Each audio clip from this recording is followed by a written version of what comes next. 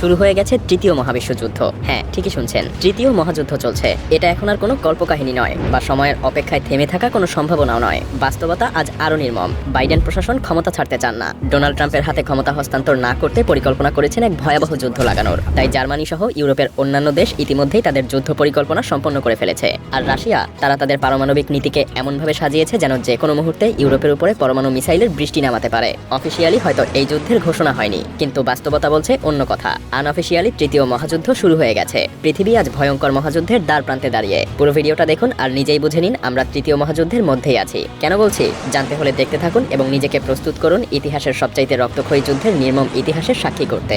এক সময়ের সীমিত আঞ্চলিক সংঘাত ইউক্রেন রাশিয়া যুদ্ধ আজ হয়ে উঠেছে এক বৈশ্বিক সংকট। 2022 সালে রাশিয়া যখন ইউক্রেনের সামরিক অভিযান শুরু করেছিল তখন কেউই ভাবেনি এই যুদ্ধ একদিন তৃতীয় বিশ্বযুদ্ধের আশঙ্কা তৈরি করবে। আজ রাশিয়া তাদের সম্পূর্ণ সামরিক শক্তি দিয়ে প্রমাণ করতে চায় যে তারা কোনো আপোষ করবে না। তারা হাইপারসনিক ক্ষেপণাস্ত্র, পারমাণবিক সাবমেরিন এবং নতুন সব পারমাণবিক নীতিমালা থেকে পরিষ্কার বার্তা পাওয়া যাচ্ছে রাশিয়া ইউরোপের সাথে যুদ্ধের জন্য পুরোপুরি প্রস্তুত। প্রেসিডেন্ট ভ্লাদিমির পুতিন সোজাসুজি বলেছেন, আমাদের সার্বভৌমত্ব যদি হুমকির মুখে পড়ে তবে আমরা এমন পদক্ষেপ নেব যা আগে কখনো দেখা যায়নি।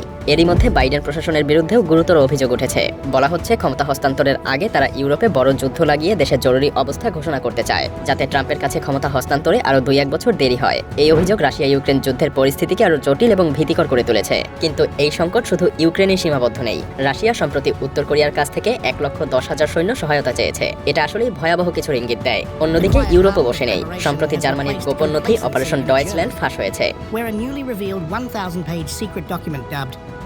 Operation Deutschland lays bare plans for national survival in a potential World War III scenario. এই নথি অনুযায়ী রাশিয়া যদি ন্যাটো দেশগুলোর উপরে আক্রমণ করে তবে জার্মানি 8 লাখ সৈন্য ইউক্রেনে মোতায়েন করবে। জার্মানির মাটি থেকে 2 লাখ সামরিক যানবাহন যুদ্ধক্ষেত্রে পাঠানোর প্রস্তুতি রয়েছে। সাধারণ নাগরিকদেরও যুদ্ধ পরিস্থিতি মোকাবেলা করার জন্য প্রস্তুত থাকারও নির্দেশ দেওয়া হয়েছে। এমনকি জার্মান, সুইডেন এবং নরওয়ের মতো দেশগুলো তাদের জনগণকে খাদ্য মজুত, ডিজেল জেনারেটর স্থাপন এবং সাইবার হামলার জন্য প্রস্তুত থাকতে বলেছে। বিশ্বজুড়ে এই যুদ্ধ পরিস্থিতি আরও গভীর অস্থিরতার জন্ম দিচ্ছে। বিশেষজ্ঞরা বলেছেন এই সংকট যদি আরও দীর্ঘায়িত হয় তবে তা এমন এক যুদ্ধের রূপ নেবে যা মানব ইতিহাসের সবচাইতে ধ্বংসাত্মক হিসেবে লেখা থাকবে। ডোনাল্ড ট্রাম্প সতর্ক করে বলেছেন, রাশিয়া, চীন, উত্তর কোরিয়া এবং ইরানের মতো শক্তিগুলো একত্র হলে তা পশ্চিমাদের জন্য চূড়ান্ত সর্বনাশ ডেকে আনবে। আর ইউক্রেনের সামরিক প্রধান জেনারেল ভ্যালেরি জালুঝনি এক দুঃস্বপ্নের বার্তা দিয়েছেন। তিনি বলেছেন, তৃতীয় বিশ্বযুদ্ধ ইতিমধ্যেই শুরু হয়ে গেছে। এই যুদ্ধের প্রভাব শুধুমাত্র ইউক্রেনই সীমাবদ্ধ না, বরং গোটা ইউরোপ এবং বিশ্বজুড়ে ছড়িয়ে পড়েছে। তার এই বক্তব্য যেন এক বজ্রপাতের মতো নাড়া দিয়েছে পুরো বিশ্বকে। প্রতিটা দেশ, প্রতিটা নেতা এখন একটা প্রশ্নের মুখে দাঁড়িয়ে, কতক্ষণ আমরা এই ধ্বংসযজ্ঞ থেকে নিরাপদে থাকতে পারবো। প্রতিটা মুহূর্ত যেন নতুন সংখ্যার আগুনে ঘি ঢালছে। পৃথিবী যেন এক অদৃশ্য টাইম বোমার উপরে দাঁড়িয়ে আছে, আর তার কাঁটাটা ক্রমশ শূন্যের দিকে আগাচ্ছে। সেই সাথে বিশ্বযুদ্ধের এই আগুনে ঘি ঢালছে ইউক্রেনের প্রথমবারের মতো যুক্তরাষ্ট্রের সরবরাহকৃত army tactical missile system ATACMS এবং যুক্তরাষ্ট্রের স্টর্ম শ্যাডো ক্রুজ মিসাইল দিয়ে রাশিয়ার অভ্যন্তরে সরাসরি আঘাত হানা। ইউক্রেনের এই হামলা যেন রাশিয়ার ধৈর্যের সীমা ছুঁয়ে ফেলেছে। যুক্তরাষ্ট্র এবং যুক্তরাজ্যের দেওয়া মিসাইল ব্যবহার করে ইউক্রেন রাশিয়ার গুরুত্বপূর্ণ সব সামরিক স্থাপনায় আঘাত হানার সাহস দেখিয়েছে। তবে এই আঘাত শুধু রাশিয়ার সামরিক শক্তিকেই চ্যালেঞ্জ করেনি, বরং তাদের সার্বভৌমত্বকেও প্রশ্নবিদ্ধ করেছে।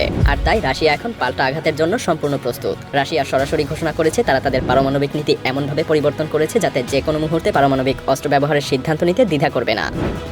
সেই সাথে পুতিনের দাবি, এই ক্ষেপণাস্ত্র রোধ করবে এমন কোনো অ্যান্টি মিসাইল সিস্টেম বর্তমান পৃথিবীতে নেই। বিশেষজ্ঞরা বলেছেন রাশিয়া এখন আর প্রতিরক্ষার অবস্থানে নেই, তারা আক্রমণের জন্য প্রস্তুত এবং যে কোনো মুহূর্তে ইউক্রেনের উপরে পারমাণবিক আঘাত আনতে পারে। এই আঘাত শুধুমাত্র ইউক্রেনের নয়, গোটা ইউরোপ এবং পুরো বিশ্বকে এক অগ্নিগর্ভে ঠেলে দেবে। রাশিয়ার প্রতিটা পদক্ষেপ স্পষ্ট করে দিচ্ছে যে তারা আর আপোষ করবে না। আর যদি তারা পারমাণবিক অস্ত্র ব্যবহার করে তবে এটা হবে ইতিহাসের সবচাইতে ভয়াবহ যুদ্ধের সূচনা। তাহলে কি আমরা সত্যিই তৃতীয় বিশ্বযুদ্ধের দ্বারপ্রান্তে? ইতিহাসের দিকে তাকালে দেখা যায় প্রথম এবং দ্বিতীয় বিশ্বযুদ্ধের আগে ঠিক এমন উত্তেজনা এবং অনিশ্চয়তাই পুরো পৃথিবী জুড়ে ছড়িয়ে পড়েছিল। আজ সেই একই চিত্রের পুনরাবৃত্তি দেখা যাচ্ছে। রাশিয়া ইউক্রেন সংঘাত, হামাস ইসরায়েল যুদ্ধ এবং আঞ্চলিক সংঘাতগুলো মিলে বিশ্বকে এক অগ্নিকুণ্ডে পরিণত করেছে। বিশ্ব কি তাহলে এই ধ্বংসযজ্ঞের দিকেই এগিয়ে যাচ্ছে, নাকি আমরা এখনো বিপর্যয় রুখতে পারবো? সেটা সময়ই বলে দিবে।